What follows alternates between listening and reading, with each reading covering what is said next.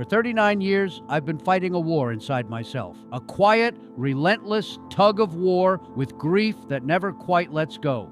My older brother, my mentor, my protector, my lifeline after my father, was taken from me in the most brutal way. A horrific car accident. I held him as he died, right there in my arms. He was gone instantly, and I couldn't do a damn thing to save him. That moment lives in my bones. 39 years later, it still does. I've lost more since then.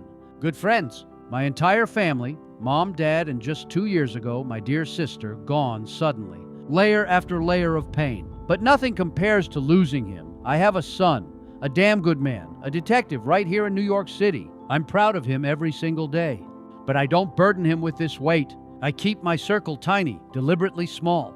I'm extremely selective about who gets close. If you see me sitting in a restaurant with someone, believe me, that person is rare and real. Most days, I'm alone at the table, and I'm okay with that. I've learned to be comfortable in my own company. I'm a listener, always have been. I watch. I absorb people's words, their energy, their truth. That's how I move through the world. People still tell me, even after all these decades, you have to get over it. Move on. Let it go. I look at them like they've grown a second head. Then I say what I've always said. I am moving forward, but I refuse to stop grieving them. They deserve my grief, especially my brother. He was only 25. He just earned his master's degree. He was a sports physical therapist, doing exactly what he loved. He had landed a dream job.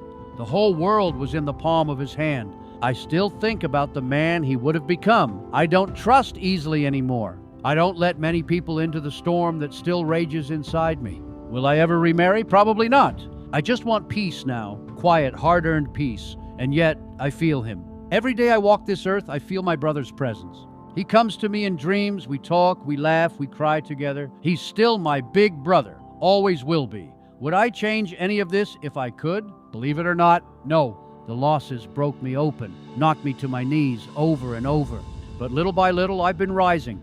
And when the day comes that I finally stand tall again, I will be one of the strongest, most powerful souls on this planet. I mean that with every fiber of my being. So to anyone listening who's carrying grief right now, stay strong. They didn't leave you. They surround you. They feed your soul with their energy. They're turning your pain into power.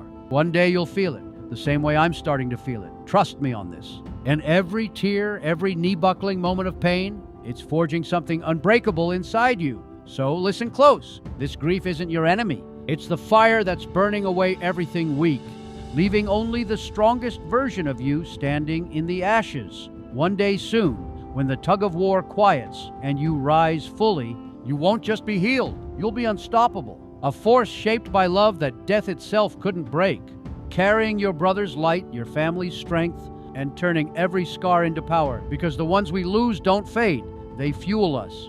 They walk with us, whisper in our dreams, and make us more alive than we ever thought possible. Hold that truth tight. Your greatest pain is becoming your greatest power. God bless.